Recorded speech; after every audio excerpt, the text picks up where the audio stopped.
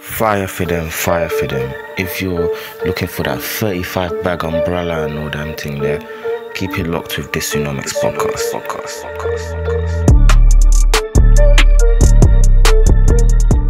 What's going on, people? Welcome back to another edition of Monday Morning News, and let's get straight into it.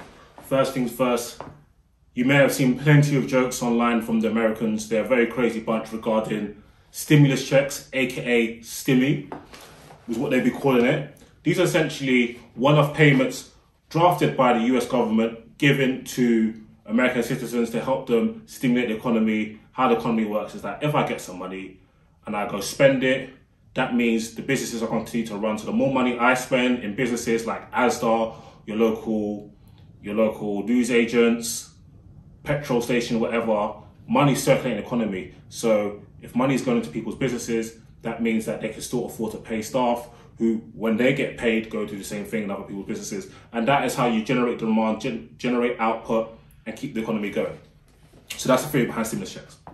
So the new US President, Joe Biden, who's been in since the beginning of the year, signed the American Rescue Act legislation that will provide people with a stimulus check of up to $1,400. That's a significant amount of money. I could do with a bag for, wouldn't mind. And this is, of course, for eligible people. This is the third stimulus offering from the US government. The previous two were, the first round was $500 and the second round was $600. So this is more than double that previous amount. So eligible dependents will receive more than twice the amount previously. A family of four could potentially get $5,600, which is a hefty amount. Obviously, couples that live together and they file their taxes as a unit are eligible for $2,800. Now, in terms of eligibility,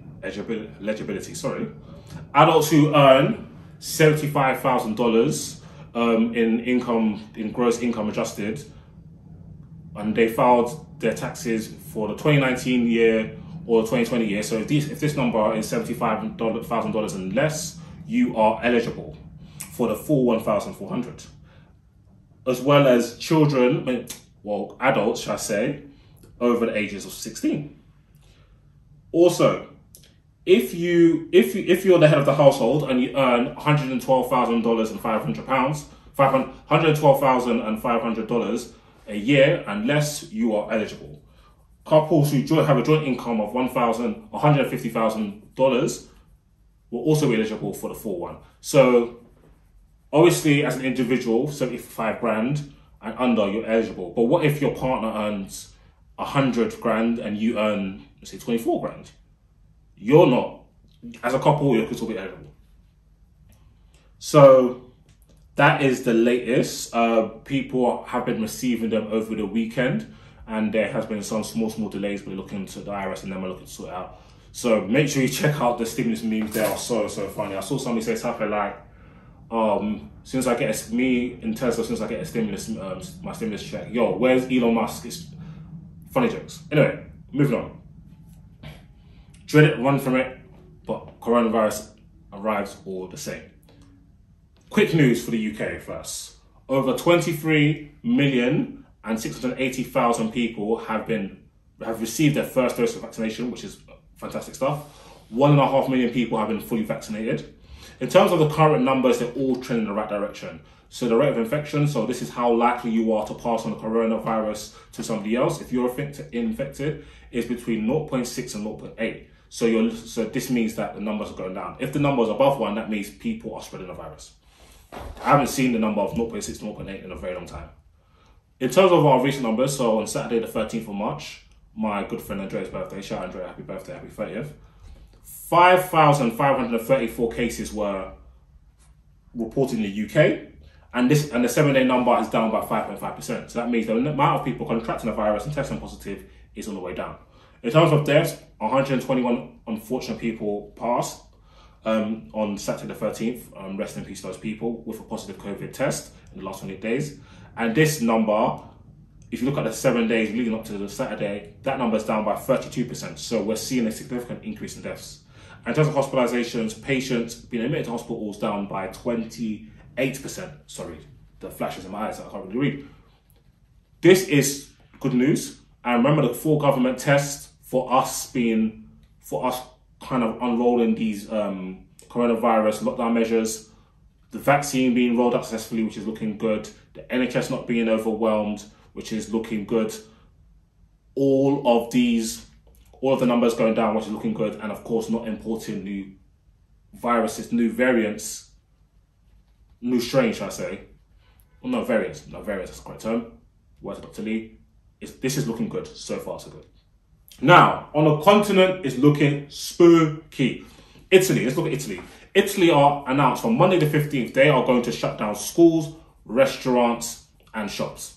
This is because the numbers are starting to go up, announced by PM Mario Draghi. So this is for two of the most popular regions, Rome and Italy, and this is for almost half of Italy. However, come the weekend of the Easter weekend, 3rd to the 5th of April, there's going to be an entire shutdown. Italy is lagging behind in vaccinations as well, so this is another issue. So you'll see more and more numbers, but you ain't vaccinating enough of the population. So far, 6.2 million Italians have received a vaccination dosage. This is 4 times less than the UK. So this is one thing that the UK are very lucky with. They're not being tackled with the whole EU mess, is that there's a big delays in the vaccinations in the EU. It's all a bit nuts, and the UK are streaking ahead. Now, if you look at other places, Poland has 21,000 cases as of Saturday, big since November. France has over 4,000 people in ICU beds, and from the point where they're trying to get people from different parts of France to travel to different regions to get an ICU bed. And if Germany isn't rolling out a regional lockdown, the French government isn't rolling out a regional lockdown. Looking at the numbers, I noted it down here. Ukraine, Hungary, Romania, Serbia, and Sweden are seeing significant increases in cases. And other countries, they are trending upwards, but just a slight uptick. I picked the countries that have a significant uptick. UK and Russia are 2 of the main countries that are showing significant downturns in coronavirus. So that's something to watch out for. And I personally think the government should shut our borders to people who are not residents or citizens of the UK. Get everybody vaccinated, shut down our borders for like the rest of the year, and maybe let me go to Jamaica in August and Mykonos in October. But yeah. And on a more somber note, rest in peace to Sarah Everard. This is a very, very tragic case. Sarah Everard, a 33-year-old young woman. This is terrible. She was seen walking home from a friend's house in Clapham around 9:30 p.m. on March the 3rd. A routine stuff, like how many people have been going to see their friends or family across their livelihoods and just walking. That was the last time she was seen. Serving Met Police Officer Wayne Cousins has been charged with kidnap and murder after her body was unfortunately found in Woodland in Kent. Another woman has been arrested on suspicion of assisting this. This, of course, has sparked a massive social media outcry, protest, which I've seen today, and I'm seeing police arresting people, which is absolutely bonkers, like read the room. I don't like that term, but come on, brother, like nuts. And Priti Patel's been trying to step on the ability to protest since Black Lives Matter, so I'm not surprised that she was trying to double down on this thing. It's just caused a lot of outcry and a lot of people sharing their stories, and it's just horrible. So obviously there's been a lot of numbers flying around, so as usual on DISUNOMICS I look at the numbers, and some numbers are very, very disturbing. So according to a Gov UK survey, 7,500 women, 71% of women all age in the UK have experienced some form of sexual harassment in a public space. And when you think about it, that is nuts, lad. It's not even like in some dark alley, do you know what I mean, or in behind closed doors. This is in public spaces. 71%, that's 7 in 10 women. Crazy. The number increases for 18 to 24-year-olds, 86%, which is a phenomenal number. 55% of women, so they asked people who've reported it, and looking at the women who haven't reported it, and even I have in my personal experience of like dealing with women I know, a lot of them have had these issues and haven't reported it, and the numbers from what this survey literally backs up what they said. 55% of women who haven't reported it, they didn't because they didn't think the incident was serious enough to report. And the remaining 45% didn't because they didn't think it would lead to anything. I did a podcast with a fantastic young lady I know. She revealed her name, so I called her PC Blood for Jokes. This was quite early on DISUNOMICS, and she spoke on some of the difficulties it is in navigating these reports, and I was like fielding questions of why women don't really want to go to the police and how difficult it is. I'll put a link to that podcast in here for a lot more information. According to Femicide Census, and this is a report published in February 2020, they're looking at some of the unfortunate homicides that have been experienced by women and looking at the numbers behind them. 149 women were killed in the UK in 2018. And these 149 women were killed by 147 men. So it's not like there's a significant amount of women being killed by fellow women. 61% were killed by a current or former partner, which is just absolutely frightening. Almost 2 in 3. Nuts. 68% of these were committed in a woman's home.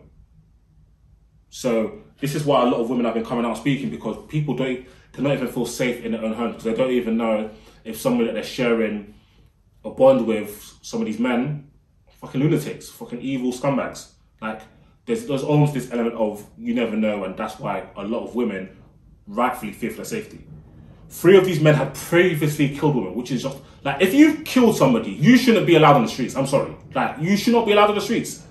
Like, I'm quite liberal, I'm all for reformation, but there has to be an element of public safety. If you've killed somebody, I don't understand how you can risk them being a member of society again, because those are things that shouldn't have happened, because that person should not have been on the streets. 52% of perpetrators had previous histories of violence against the victim or other women. So again, so we're seeing trends here. So this is why a lot of people are now starting to look at the authority sideways. And obviously, I am not the biggest legal expert. I am not a police expert. So I'm not big on judiciary or the police. I'm not big on the police in general, period. But I'll be interested if for the lovely listeners and watchers and subscribers of DISUNOMICS would comment below on what you think should be done in terms of actions by police to safeguard women and protect women. And what would you like to see happen? What would you like to see happen from men? What would you like to see happen from the media? I just want to know your opinions, because this is just gruesome. Like, people have lost a daughter, a cousin, or auntie potentially, a sister, a friend. And yeah, it's fucking crazy. It's crazy. So rest in peace, Sarah Everard, and police stop fucking arresting people protesting this. Especially when the current suspect that has been charged is one of your own. It's a very, very, very, very spooky look for you. So yeah, prayers up. People, please keep as safe as possible. And until next week, peace and blessings. Bye.